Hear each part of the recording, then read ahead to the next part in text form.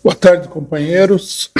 Eu queria começar aqui fazendo um pedido, um apelo para as pessoas que nos acompanham diante de uma dificuldade que nós estamos atravessando, mas que eu acredito, vai fazer parte da nossa vida cada vez mais daqui para frente. E tem a ver com um problema que nós discutimos muito aqui, que é o problema da liberdade de expressão. O ex-governador do estado de São Paulo, João Dória, processou o diário Causa Operária por uma matéria que foi escrita. Eu vou já contar toda a história, Só primeiro enunciar o problema que nós estamos procurando resolver. Depois de muitas idas e vindas, pedidos descabidos aí de R$500 mil e coisa que valha, nós chegamos aí entre nós, o juiz e o nosso querido ex-governador, chegamos na cifra modesta de R$100 mil, que nós tivemos que pagar. Para pagar esse processo, nós tivemos que pedir dinheiro emprestado para vários companheiros que nós precisamos devolver. Então eu queria fazer um apelo para que as pessoas que apoiam a nossa atividade, e que sabem como é complexa o problema de finanças para um partido como o nosso, uma vez que nós não recebemos dinheiro do Estado, contrariamente ao que muita gente fala, nós só recebemos o fundo eleitoral durante a eleição e não podemos gastar com mais nada que não seja a eleição. E é um fundo eleitoral, vamos ter claro, absolutamente ridículo, em comparação com os demais e com as necessidades da eleição. Então as nossas atividades, quem acompanha as atividades do PCO, em geral, elas são sustentadas pelos militantes, pelos simpatizantes, apoiadores, os amigos do partido e tudo mais. Então nós estamos vindo aqui para pedir um apoio financeiro, já vou colocar os dados, para a contribuição aí, mas eu queria contar a história desse processo, que é uma coisa importante do ponto de vista político, que é o seguinte: quando o João Dória ganhou a prefeitura, isso aí foi logo depois do golpe de Estado, muita gente não lembra, porque o Dória depois, ele começou muito Bolsodória, mas depois ele procurou suavizar a sua imagem para se distanciar do Bolsonaro. Ele ganhou as eleições e ele começou com uma série de medidas duras contra a população de São Paulo. Ele apagou todos a arte urbana que havia numa das maiores vias da cidade, Ele foi perseguir o pessoal na Cracolândia, derrubou um edifício, matou pessoas, a coisa estava escalando. Aí um colunista do PCO, não foi nem do DCO, não foi nem o DCO oficialmente, escreveu uma peça de ficção. Não era uma matéria de crítica ao Dória, não falava nada da vida dele, não acusava ele de nada em particular. Era uma coisa, uma ficção, onde o João Dória era perseguido pela população e acabava sendo linchado pela população. É uma coisa que qualquer pessoa normal entenderia como uma ficção, lógico. A ficção implicava numa crítica ao João Dória. Mas era uma obra de ficção, não dá para você processar ninguém por uma obra de ficção. Ele, no entanto, nós conhecemos aí a personalidade do ex-governador, um político de direita. Ele entrou com um processo. Entrou com um processo e esse processo correu desde então, coisa de 5 anos, 4, 5 anos. Ele acabou sendo vitorioso, não sei por quê, que ele foi vitorioso no processo. Mas isso daí não esgota o problema. Quando ele foi vitorioso, ele foi processar o Diário Causa Operária. Ele se deu conta de que o Diário Causa Operária não tem posses, não tem recursos para que ele expropriasse. Então, o que ele fez? Ele primeiro partiu para tentar, né, conseguir o dinheiro com o autor da matéria, porque a matéria era assinada, inclusive. Né? Ele não conseguiu, porque também o autor da matéria não tem recursos. Aí, né, ele pesquisou os documentos do Diário Causa Operária e ele descobriu, né, que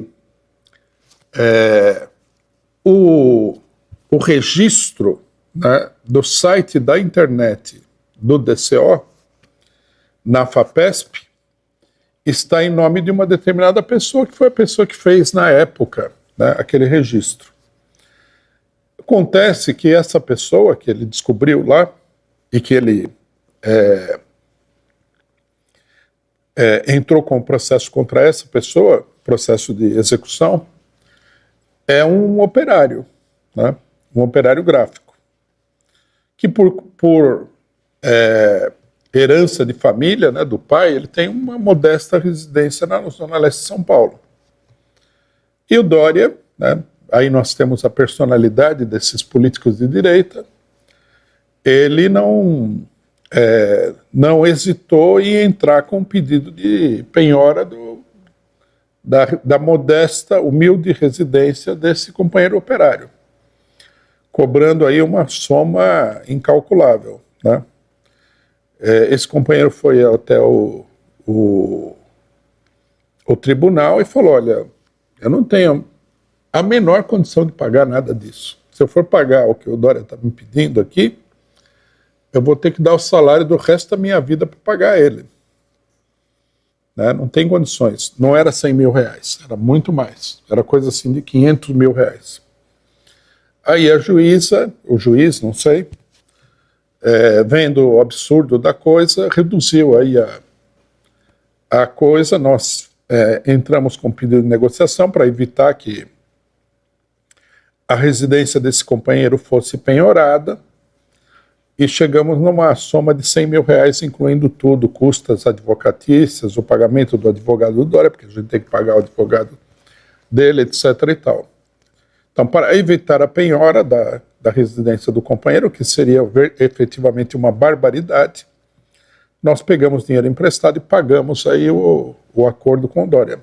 Ele inclusive, né, como político preocupado com a sorte da população do Brasil, de São Paulo, né, um verdadeiro homem do povo, ele não quis nem negociar um parcelamento dessa dívida. Né? E ele aceitou reduzir o valor porque ele viu que ele não ia conseguir mais do que esses 100 mil que ele está pedindo. Né? A própria residência do companheiro não vale 100 mil reais. Não vale mais de 100 mil reais. Então nós pedimos dinheiro emprestado para alguns companheiros, né, que nos emprestaram, e nós precisamos devolver esse dinheiro. Então nós estamos fazendo um apelo aqui a todos os que nos acompanham, que apoiam a nossa atividade, que acham que a nossa atividade é uma atividade importante, que nos ajudem a devolver o dinheiro para esses companheiros, pagar o empréstimo. Né? Nós, né, PCO, DCO, né, todas as organizações relacionadas com o PCO têm o seu dinheiro muito contado, né? Para pagar as despesas básicas, nós fazemos aí um grande esforço. E nós não temos caixa para pagar, né, coisas como essas. Né? Esse processo mostra, né, é um desmentido a todas aquelas pessoas que dizem que esse negócio do STF não é um processo de censura, não. É um processo de censura, e é um processo de censura que está cada vez maior. Né? Esses dias aqui, o deputado federal do PSOL, Glauber Braga, foi condenado, né, a pagar aí uma multa de R$1 milhão, porque ele teria ofendido um juiz. Veja só você, ele é deputado federal, a princípio, né? Numa situação normal, ele teria imunidade parlamentar, ele fala o que ele quer. Ele não poderia ser imputado por falar, né? Ele é uma pessoa não apenas política, mas é uma pessoa política cuja atividade fundamental é fazer o debate público sobre projetos de lei e outros acontecimentos políticos. R$1 milhão. O salário pelo que a última informação que eu vi, o salário do Glauber Braga foi penhorado pela justiça, né? E ele também vai ficar aí, provavelmente até o fim do mandato dele, sem receber esse salário. O Brasil, companheiros, no Brasil de hoje já não existe mais a liberdade de expressão, e isso daqui não é um exagero da nossa parte. O cidadão na rua, se ele estiver numa roda de 3 amigos, ele pode falar, tem que prestar atenção para ver se ninguém está gravando. Porque se gravar, ele pode ter problema com qualquer coisa que ele falar. Hoje em dia, se você critica uma pessoa, se você faz uma denúncia política, se você escreve aí uma denúncia, que a pessoa, né, que você está denunciando, a autoridade pública, não gostar, o processo é quase inevitável. Tá? Nós estamos nos defendendo aí de 4 ou 5 processos referente a coisas que foram escritas ou faladas, foram escritas no DCO ou faladas na Causa Operária TV. Né? Quando nós falamos que não existe mais a liberdade de expressão, é um fato. Por quê? Alguém poderia dizer assim, mas não é tudo que vocês falam que vocês saem em processo. Tudo bem. Mas nós, já nessa altura dos acontecimentos, nós somos obrigados a tomar um cuidado extremo com tudo que a gente vai falar. Porque a gente não sabe. É pior do que se você fosse censurado. Se você tivesse aqui, né, do lado dessa mesa aqui, um censor que falasse, não, isso aí você não pode falar, era mais simples. A vida era mais simples. A nossa liberdade era maior. Não, aqui é assim, eu estou falando aqui, estou falando do Dória, né? E o Dória pode chegar, assistir esse programa aqui e falar que o que eu falei dele é difamatório, é injurioso, sei lá que coisa, e abrir um outro processo. Depende dele, né? Então, quer dizer, você está cada vez mais numa situação em que você está pisando em ovos. A época da censura, da ditadura militar, eu já falei isso aqui várias vezes, né? Para os grandes jornais, lógico, porque a ditadura não tolerava a existência de organizações de esquerda. Mas para os grandes jornais, a situação era mais cômoda do que a situação de hoje. Você escrevia, o censor lia e falava, não, isso aqui não vai. Você não era multado, você não era preso, você não era nada. Ele simplesmente não deixava você falar aquilo. Agora aqui não, agora você tem que tomar cuidado, você tem que se autocensurar. Né? Se você fala alguma coisa do judiciário, nós, por exemplo, nós fomos incluídos no processo das fake news, porque nós falamos que o STF deveria ser extinto. Nós não falamos que a gente deveria arrumar uma tropa de pessoas armadas e tomar de assalto o STF. Nós nunca falamos nada disso. A nossa posição é uma posição de reforma constitucional. Nós somos favoráveis, né, com os meios políticos que são hoje legais no país e acabar com o STF, com esses meios legais, não com meios ilegais. Isso daí nos levou ao processo das fake news. No processo das fake news, perguntaram por que a gente tinha a opinião de que a eleição de 2018 tinha sido fraudada, onde o Lula não pôde participar.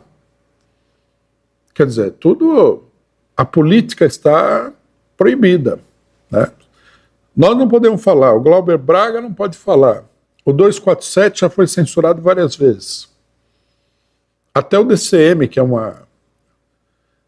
Eu já ia usar um adjetivo forte aqui, mas... Né? Aí eles me processam também. Porque tem gente na esquerda que processa o outro também para conseguir um trocado. Na esquerda, né? O DCM será de esquerda? Eu até corro um risco, né, se eu falar que o DCM não é de esquerda, porque eles podem entrar com processo falando que, ao falar que eles não são de esquerda, né, nós estamos insultando eles, merecendo sei lá o quê. Já ninguém sabe mais o que pode acontecer, né? O próprio DCM, que é um blogzinho bem sem vergonha, né, também foi censurado. Todo mundo está sendo censurado. A censura está comendo solta no país. Não tem mais nenhum tipo de regra, né? A coisa está totalmente fora de controle. Nós no DCO... nós temos 2 companheiros que são de origem judaica, de família judaica, estão sendo processados pelo senhor André Leist, que é um judeu também, por antissemitismo. E aí? Por quê? Porque eles falaram que o Estado de Israel é fascista. Então ele se sentiu ofendido. Ele não se sente ofendido, né, com a política do Estado de Israel em relação aos palestinos, mas ele se sente ofendido quando a gente denuncia essa política do Estado de Israel.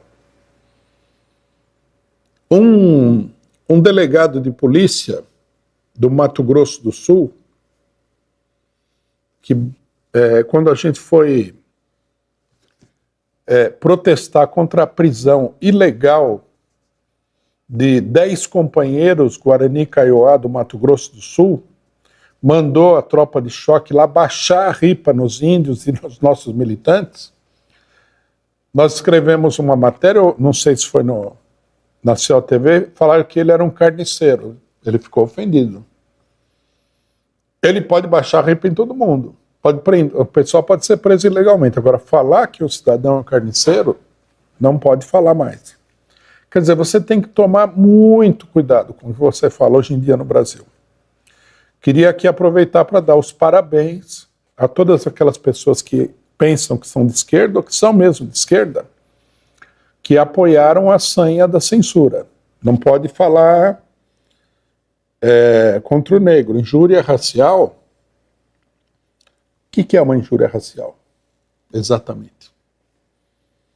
Eu já vi gente do movimento negro falando que quando você fala que a coisa está preta, isso aí é racismo. Então, se você tiver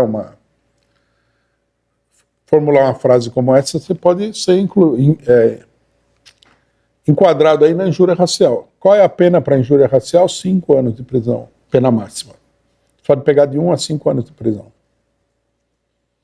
Aí, da injúria racial, nós temos a injúria contra a mulher. Agora, o STF equiparou, né, a transfobia, sei lá que demônio que é esse negócio de transfobia. A injúria racial. Já estão falando que vão também tornar crime a gordofobia. Será que ninguém pensa que tudo isso daí nada mais é do que um sistema para perseguir pessoas, para esmagar pessoas e tudo mais, usando causas que são causas populares, a defesa da mulher, a defesa do negro, etc. e tal, para impor uma política profundamente reacionária? Será que ninguém, não cai a ficha do pessoal de que é isso que está acontecendo? Então, eu aproveito para parabenizar aqueles na esquerda que levaram o Brasil para essa situação. Nós já estamos numa situação onde você não pode falar quase nada. Não é que aconteceu do dia para a noite. Né? Foi acontecendo. O sistema político brasileiro é um sistema dominado pelo imperialismo e por uma burguesia retrógrada. Não sei se eu posso falar também que é burguesia retrógrada. E, de repente, aparece um capitalista e decide me processar também, né? Eles foram podando as liberdades públicas, aos poucos, com bons pretextos, né? Porque a melhor coisa é fazer o mal com bons pretextos, né? Eu vou falar um pouco hoje sobre a questão da África, e nós vamos ver que não é que os franceses estão lá esfregando a sola da bota deles na cara dos negros africanos. Não, não é isso. Vocês pensaram isso daí, que é isso? Que eles estão roubando urânio e tudo mais? Não. Os franceses estão lá para proteger os países da África. Vocês não sabiam disso? Para proteger. Não sei por que esses generais aí, que já deram quase 11 golpes de Estado, estão revoltados contra os seus protetores, pessoas de excelentes intenções. Né? Ninguém faz o mal dizendo, vou fazer o mal. Em geral, a pessoa faz o mal dizendo que vai fazer o bem. Hitler, por exemplo, quando ele perseguiu os judeus, ele não apresentava a coisa assim, eu sou uma pessoa maléfica que quero perseguir os judeus. Não, ele mostrava que os judeus eram maléficos, que os judeus estavam destruindo a Alemanha, que os judeus eram exploradores do povo alemão e que ele estava defendendo o povo alemão dos judeus. O pessoal, no final das contas, só quer fazer o bem. Né? Por isso que Marx dizia sempre, né, que o caminho do inferno está pavimentado pelas boas intenções. Vejam bem, ele não falou que o caminho para o inferno estaria possivelmente pavimentado. Ele falou que está pavimentado pelas boas intenções. Quer dizer, as boas intenções é que são o problema. Porque as pessoas que de boas intenções, elas não são realistas, elas não têm uma percepção clara do que está acontecendo na política. Então elas se transformam num joguete dos interesses piores possíveis. É o caminho para o inferno. Essa questão do João Dória aí é mais um episódio. Não é um episódio extraordinário, nada. Né? Nós estamos tendo que o departamento jurídico do PCO, que vamos ter claro, não é nenhum departamento formado por juízes, por advogados caríssimos e tal. É um departamento jurídico de militantes, fundamentalmente. Está tendo que se desdobrar aí para enfrentar essa situação. E nós estamos tendo que tomar cuidado com tudo aquilo que a gente fala, porque mesmo que você fale a verdade, você pode ser processado e pode perder o processo. Tá? Então, companheiros, nós estamos nessa situação, né? Queria pedir aí uma solidariedade dos companheiros, pedir a solidariedade dos companheiros nessa questão do João Dória, né? Que foi uma coisa que doeu no nosso bolso, por assim dizer, muito, né? E dizer o seguinte, não se trata apenas de um apoio financeiro, mas também de um protesto contra essa sanha repressiva que existe no país. Também é uma ajuda para derrotar os propósitos, né, ditatoriais da burguesia. O João Dória é um membro da burguesia, de um partido burguês, o PSDB, esse partido maravilhoso. E, portanto, que a gente consiga, né, pagar esse processo e superar essa crise é uma vitória da luta em defesa das liberdades democráticas no país. Nós estamos nos organizando aqui para lançar uma ampla campanha pelas liberdades democráticas. aquelas pessoas na esquerda que não perceberam isso, tem uma esquerda que vive no mundo cor-de-rosa e não percebe nada. Mais cedo ou mais tarde, a nossa ideia, eles vão perceber que a situação está ficando insustentável. Então, vamos colocar aí os dados da campanha. Aqui nós temos uma vaquinha, né, do Diário Causa Operária.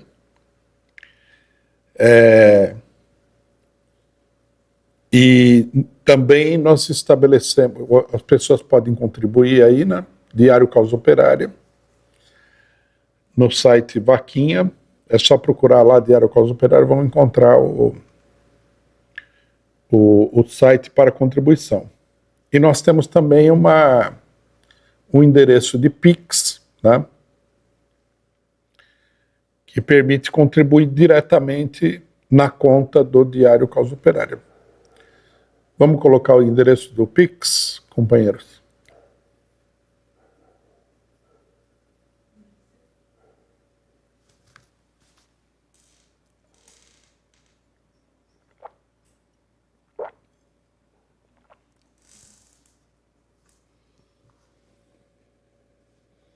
Então, essa ainda é a vaquinha, né?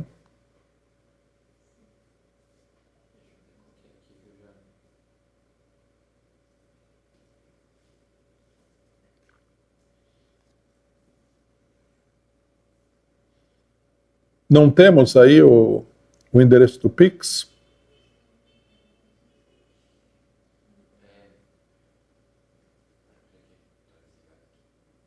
Me mandaram falando que é o próprio Pix mesmo do DCO, pix@dco.org.br. Então, seria bom colocar na tela para o pessoal ver, né? Pix. Então, a chave do Pix é...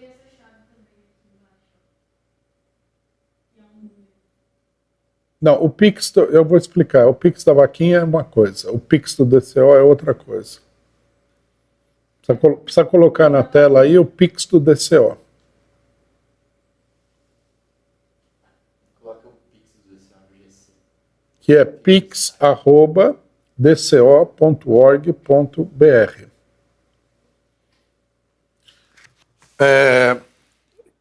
É importante explicar para os companheiros o seguinte: se o companheiro for pagar por Pix, não use a vaquinha, porque a vaquinha ela cobra 7% de todo o dinheiro que for contribuído. Se a gente conseguir cumprir a nossa meta de R$100 mil, a vaquinha vai ficar com R$7 mil. É um meio cômodo de fazer campanha, sem dúvida nenhuma. Mas se o companheiro tiver condições de mandar o Pix diretamente para o DCO, é melhor, porque nós não vamos pagar nenhuma taxa. Do jeito que vai, nós temos que arrecadar, para poder pagar o nosso queridíssimo governador do estado de São Paulo, a gente teria que arrecadar pelo menos uns, sei lá, R$107 mil, mais ou menos.